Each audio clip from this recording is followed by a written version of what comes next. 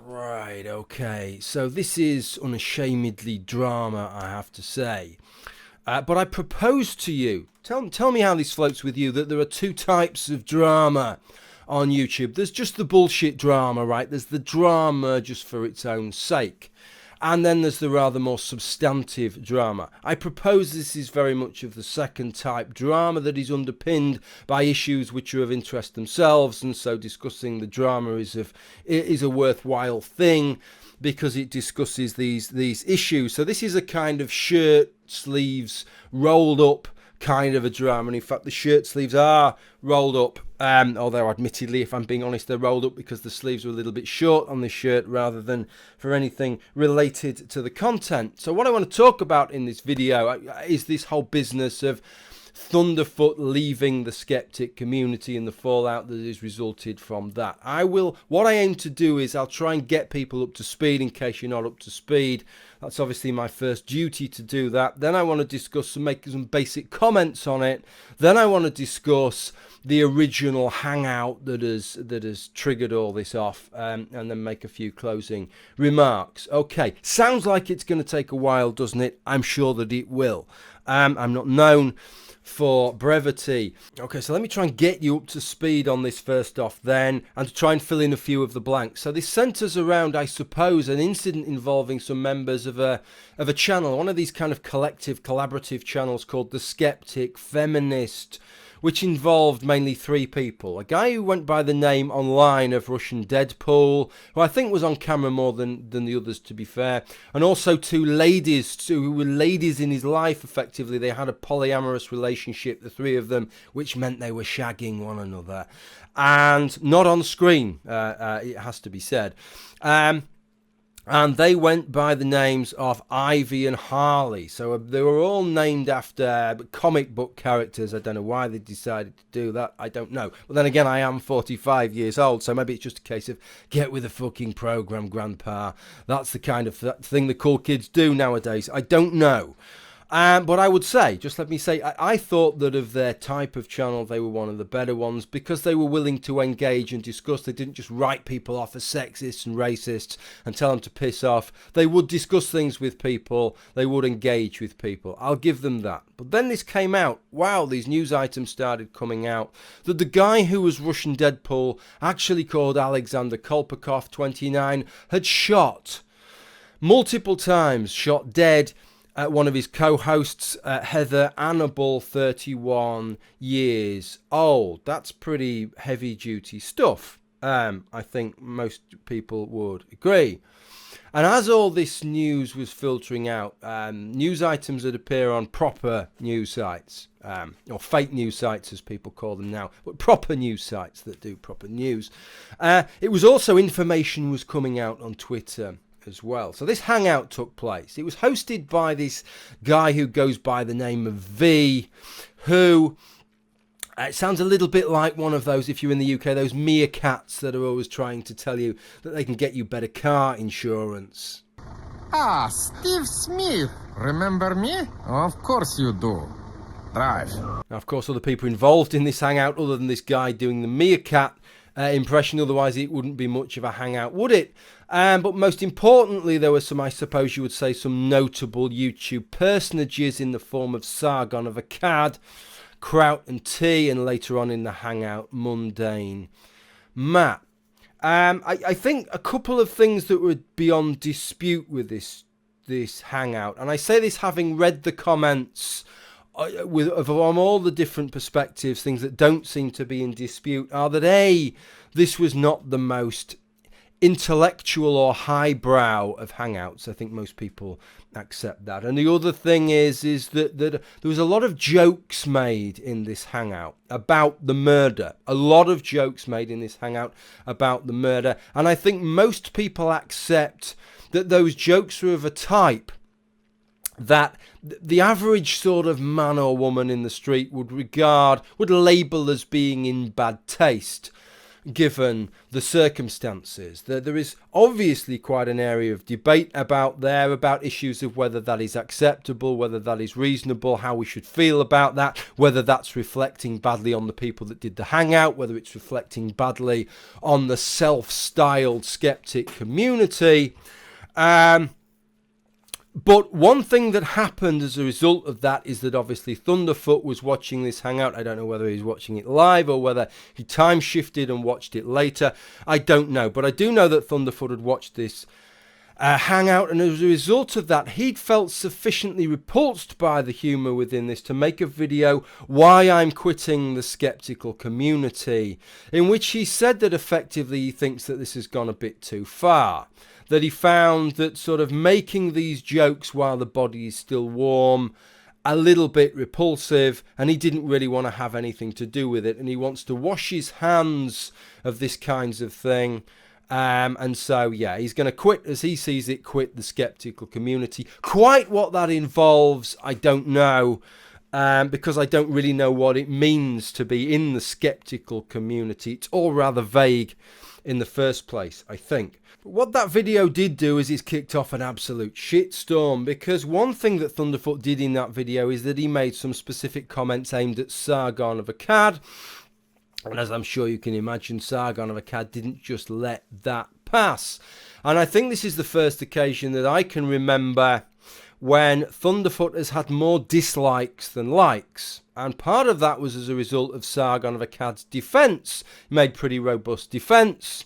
And as a result of that is the second occasion where I think Thunderfoot has had more dislikes than likes, which is that Thunderfoot then responded to Sargon of Akkad saying, this is why I'm glad I've quit the skeptical community, in which, in Sargon's words, Thunderfoot doubled down, or from Thunderfoot's perspective, he's sticking to his guns, because they both effectively mean the same thing, don't they? It just betrays more about your perspective on the issues.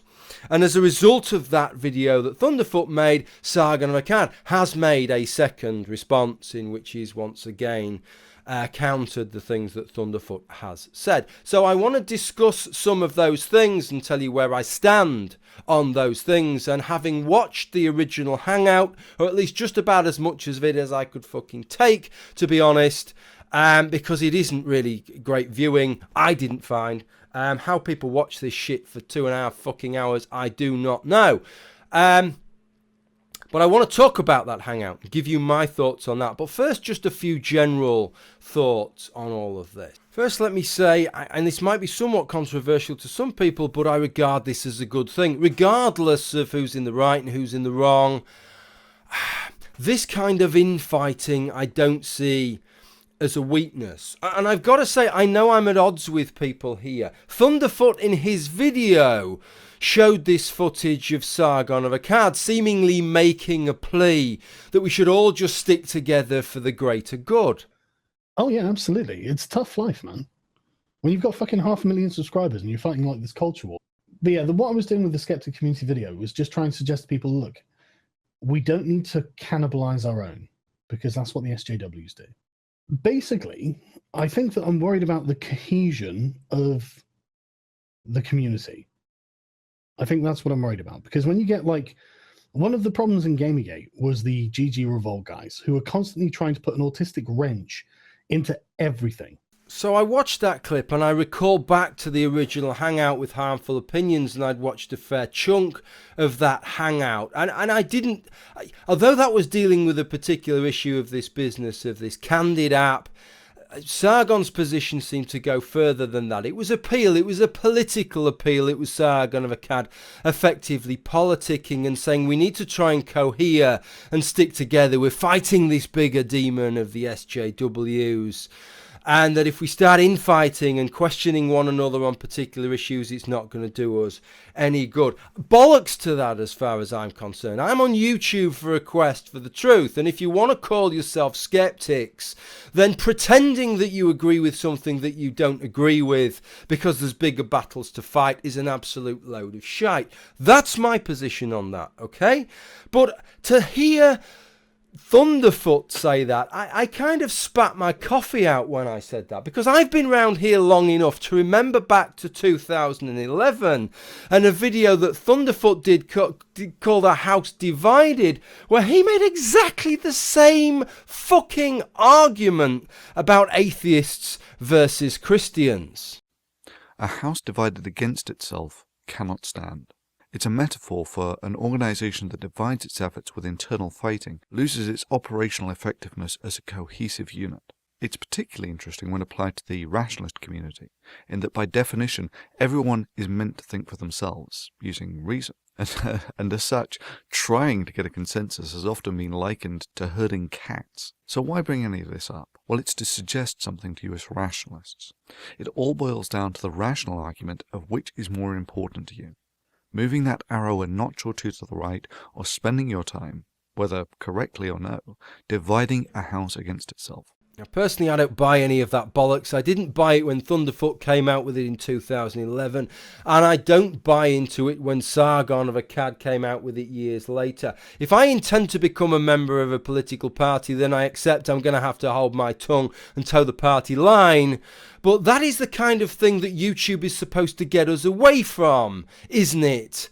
Not something that was supposed to be pushed back into. Now, maybe if I'm misunderstanding either of those two individuals and they want to tell me that and want to explain to me exactly what they did mean, then I'm prepared to take that on board. But in lieu of that, my understanding is as it is. And that is coming from me, somebody that has never ever labelled himself a skeptic. I think that it's a label that if other people want to give you that label, that's up to them.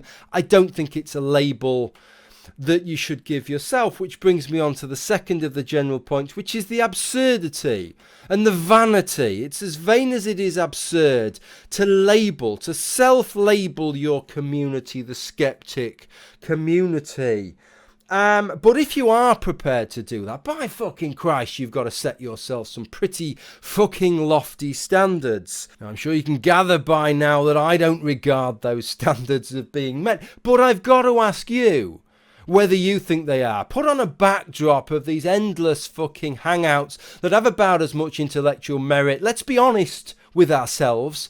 They may be entertaining, right? It's always fun listening to this kind of stuff, but they have about as much intellectual merit as an episode of the fucking Teletubbies, for Christ's sake. We have an endless stream, don't we, of these captioned images which have become known as memes. The very fact they've become known as memes shows that the people that have labelled them such don't know what a fucking meme is. And yet to describe those people as skeptics and talk about a skeptic community, well, I think you can guess where I stand on that as a label. I'd be interested to know where you think. But listen, Thunderfoot made his original video. And as far as I was concerned, I'll be quite honest, I thought that he had the kernel of some reasonable points, the kind of points that were worthy of discussion, and that I would like to be able to discuss in this video, and I would have liked to have heard everybody else discuss. Unfortunately, he tried to hang every single one of them on this single fucking hangout, which just doesn't fit, unfortunately, and to make specific allegations, some of which didn't really fit. And I know that because I was criticised for the comments that I left on his video, not for necessarily being wrong in those comments, but because I hadn't watched the hangout, and people said to me, you know, Thunderfoot's kind of quote mining a lot of what is on here, and you really ought to go and watch the hangout to put it into some context. So I went and did that. And I can't say I watched the whole hangout. I'll be honest, these things aren't really for me, okay? I mean, I'm a long-winded cunt, let's be honest, but if I make a 40-minute video, I'd like to think that there's at least about 25 minutes worth of information in there.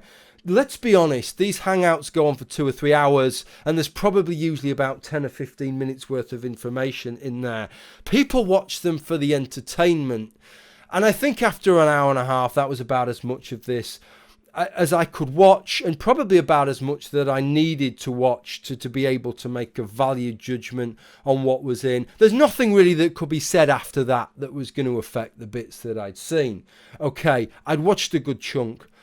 of that. So what I want to do is then, I want to give you my thoughts on that hangout. And what I want to do first is to tell you the bits that I think that Thunderfoot went wrong, that I saw, and also the bits that Sargon of Akkad picked up on in his defence that I agree with. So let's do that bit first. And I think perhaps the first thing to deal with is one of the things that Sargon of Akkad objected to most vehemently was this idea that Thunderfoot had gone across. And I think he did, portrayed in this way, that Sargon of Akkad was actively involved, I would say, in making the jokes. And that was something that Sargon of Akkad took umbrage with. Having watched Sargon's defences, both of them, and having watched a substantial portion of the hangout, I think that Sargon of Akkad is quite legitimate in that regard. If you wanted to make a criticism of Sargon of Akkad, you could say that his objections to the general sort of atmosphere and jokiness of what had happened was a little bit half-hearted. I think that would be fair to say, but it wasn't him that was making the jokes. In fact, of the sort of big three that took part, Mundane Matt he showed a perfectly clean pair of heels with regard to that. Crownton T seemed perhaps the most ill at ease of anybody in that hangout with what was going on, and made a number of comments with that regard, despite alongside it making a couple of sort of, seemed slightly ill at ease when he did it, but a couple of jokes about it, but didn't really seem very happy about it, like, yeah, maybe this isn't right that we're doing this. Sargon of Akkad just seemed to pretty much let it all wash over him. I can't accuse him of wrongdoing. I mean, if I could accuse him of anything, I suppose you could accuse him of being a bystander to it, but that wasn't the accusation, and I thought the accusation was unfair. While we're on to unfair accusations, an accusation that seemed even more unwarranted was the idea Thunderfoot got across that in some ways they were blaming feminism. I have to say, having watched The Hangout, that I didn't get that at all. I saw some specific comments that were made along those lines, but every single time somebody would bat that back and say, no, that isn't fair. That really isn't fair for us to make that join there. These two things don't seem to be related in this particular case. Let's not start going down those paths, shall we? So I thought that was really, really unfair. The third one was something, this was really quite an interesting one that Thunderfoot made especially in his second video, which was this kind of claim that, well, I might be getting more dislikes than likes and getting a lot of shit for this, but what does that prove? In fact, let me show you Thunderfoot do it in his own words. Well,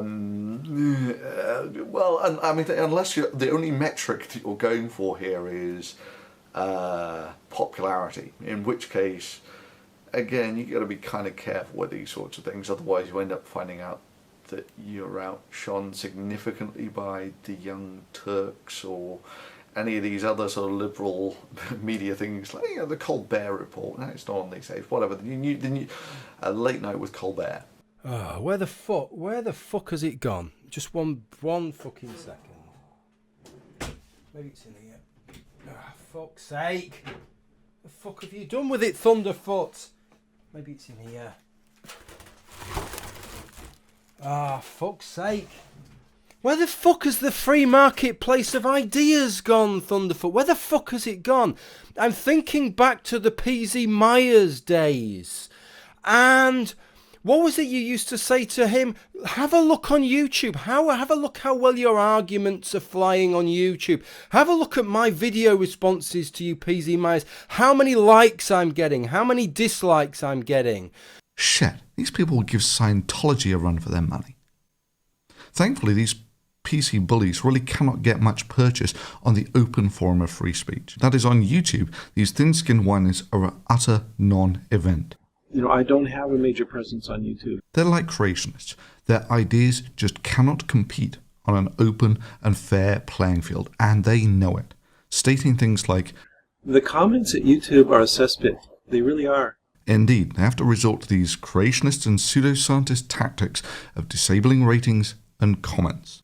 YouTube is the free marketplace of ideas, where good ideas, where the cream rises to the top and the viewer decides, don't they? They pick out the wheat from the fucking chaff. Where has all that gone all of a sudden? It seems that now that you were getting the dislikes and not the likes, suddenly you're just forgetting. Same as with the House Divided clip. Now all of a sudden different rules are applying and you've totally forgotten about all of that, which I found really, really amusing.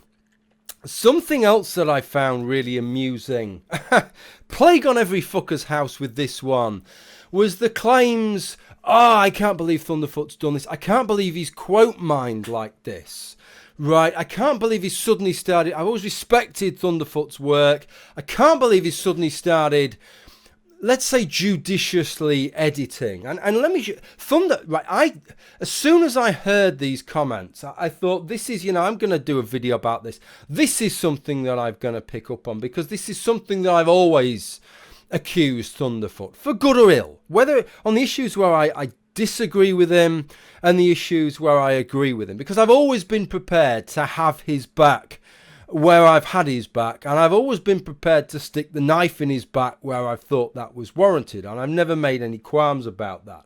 But whether I've sided with him or not, one thing that's always been fucking apparent is that he's very judicious in his editing. And I wanted to say that this is he's edited this the same way that he edited all his videos about Anita Sarkeesian. And then he made his second video response, and this is what Thunderfoot had to say, and then this is what Sargon of Akkad had to say in response to what Thunderfoot had to say. So I didn't actually pay that much attention to how it was edited together, right? It was basically, these are the twisted bits that they were saying, and then I cut in another video of Sargon's where he's sort of saying, we are more ethical than everyone else, and people expect more from our community. It's like, no dude, you play the first hour of that video and you tell me the take-home message that you get from that.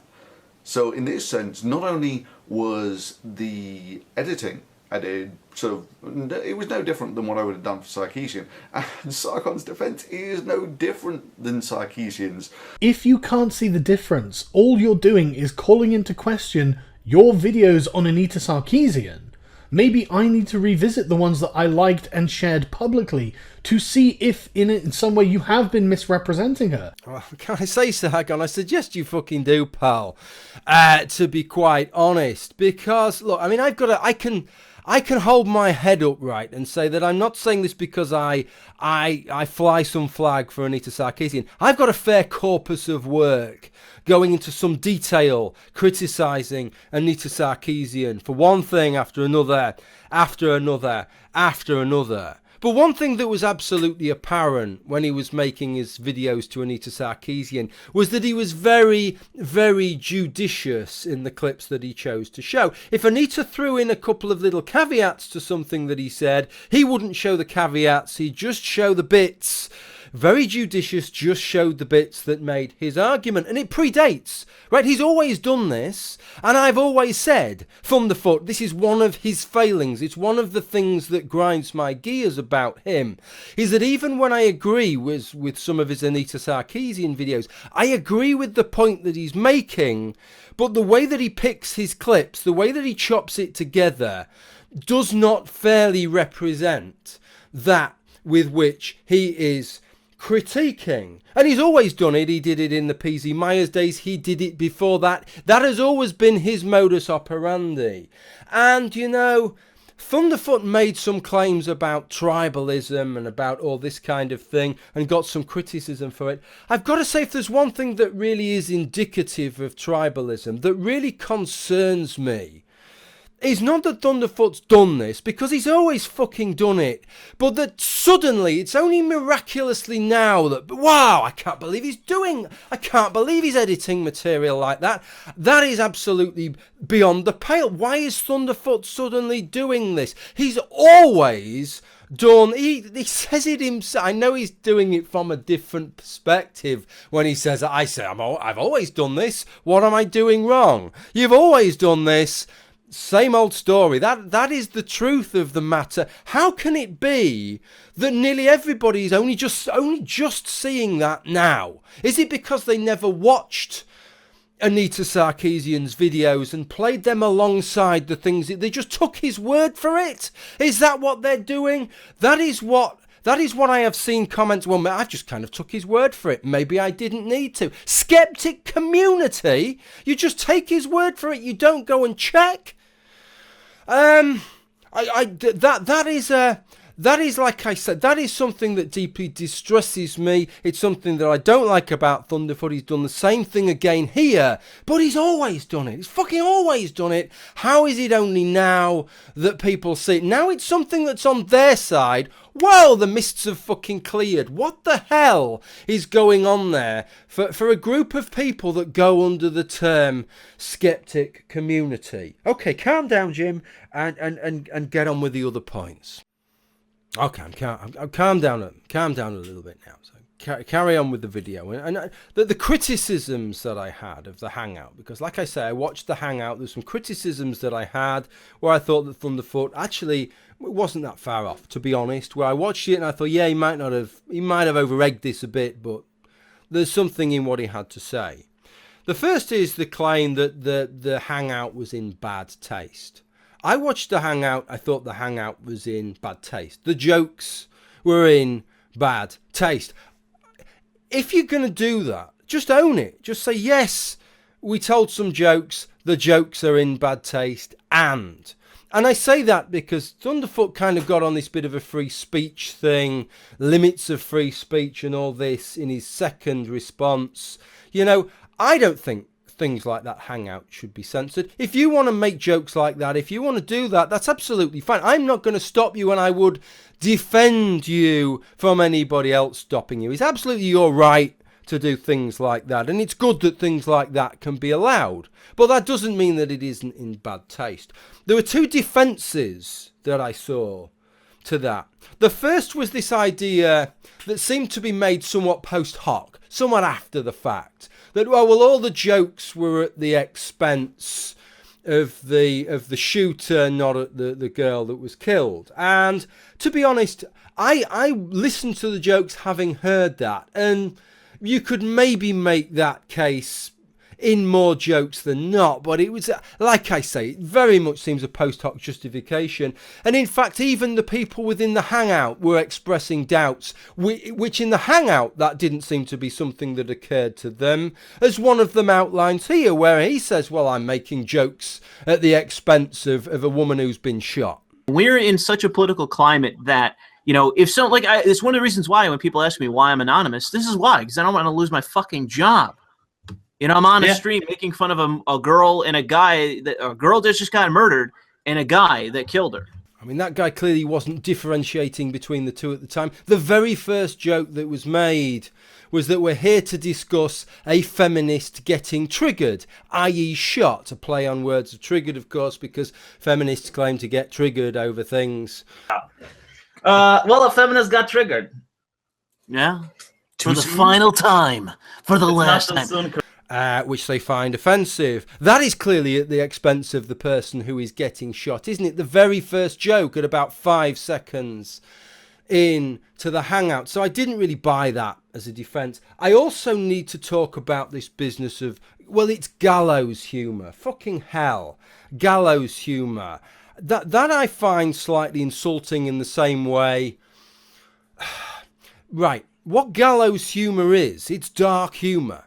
But that doesn't mean that all dark humour or dark humour in every context is gallows humour. What gallows humour is dark humour when it is used by an individual to help them get over personal, great emotional stress. That might be because they found out that they're dying of cancer. Or it might be because they're on their deathbed, or their father's on his deathbed, right? Or their wife's just died, or their child's just died. It might be that they have a job where they experience, where they get to see things that can cause immense emotional distress. I can tell you, right, I've seen people that have been burnt to death and clearly have died over a sustained period and in some agony. I've seen people whose faces have been damaged in a car crash, in one case to such an extent that the paramedics didn't really know how to supply them with oxygen because their jaw was smashed and hanging off. I've seen people that are thanking their lucky stars that they've survived, and yet the medical staff know that they are effectively the walking dead. Their internal injuries are so great that they will not survive what has happened to them. I've ripped open the footwell of a car and taken somebody's foot out and walked across to the ambulance to reunite the person with their foot.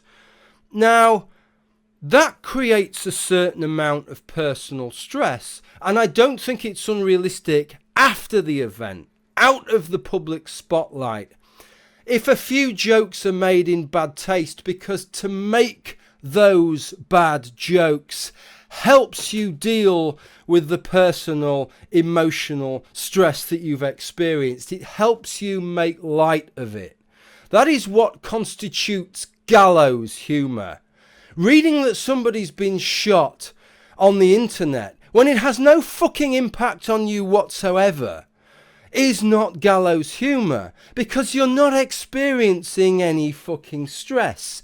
It's just jokes made in bad taste. To dress that up as gallows humour, I thought was about on the par of when Melody Helmsley claimed that she'd got PTSD off Twitter. Fuck off with that, Melody Helmsley.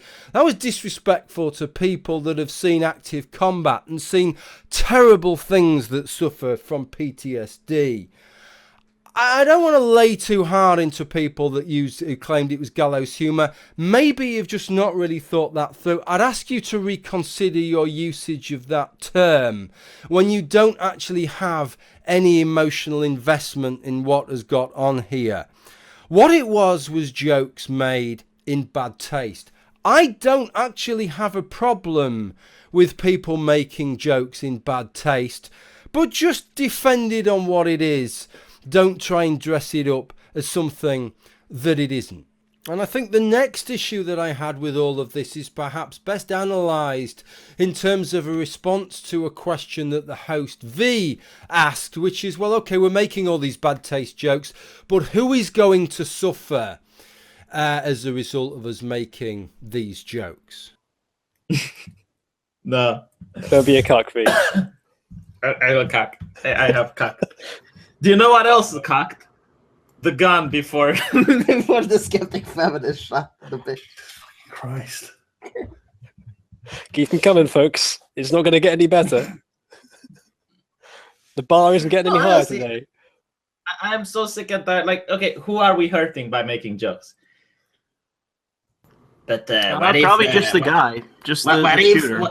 Listen. What if a He's got his relative of phone the in victim? jail and he's listening to the No, stream. He's listening to this stream right now. No, but listen. What if a relative of the victim actually finds the stream and watches it, and she's going to be horrified by the jokes that we're making? That's why we need to censor this. Well, that's why. You see, I think I'm amazed that the answer isn't more obvious. And it's not the family. Of course, the family might be hurt if they saw this. But I'm amazed the answer isn't more obvious. And I would have thought this is one of the things where I think one of Thunderfoot's responses was illuminating to a degree, where he asked the question, how would the average person respond if they watched some of this? And I think we would both say, and when you're asking who will be hurt, this is your answer. The answer isn't who will be hurt, but what will be hurt. I propose to you that the average person looking at this would not be inclined towards the skeptic community as a result of this. A lot of the problems, actually, a lot of the criticisms that many of us make towards SJWs is the warriorism mentality. And the point that we make is how counterproductive it is. In fact, that's what I class as a social justice warrior. It's somebody who is on board with these social justice issues, but their warriorism is so misplaced in their application that it actually does more harm than good for the issues involved. I propose this is the damage that can be done with this, especially when you dress it up under the auspices of a fucking skeptic community and skepticism. Jesus Christ. I mean, I've made some comments on the big names in this hangout. The guy who hosted it, V, he's been around since I checked on Social Blade. He's been around since 2006. He's got about 59,000 subscribers. And I've got to say, on the basis of that hangout, he came across as an absolute cock. And that's with an O, right? Not cock, cock, a penis. In terms of skepticism, if you want to know what skepticism looks like, go and watch it. I don't care what you think of him and what you think of his opinions, but go and watch a Sam Harris podcast and look at the way that they handled themselves. That's how skepticism is handled. Whereas this is... It's like you're selling me James Randi, and then I'm getting Beavis and fucking Butthead, effectively, right? I'm not getting what I'm expecting to see here. And if you want to know what's harmed by this, I would say what's harmed, if you are motivated, I would ward against it.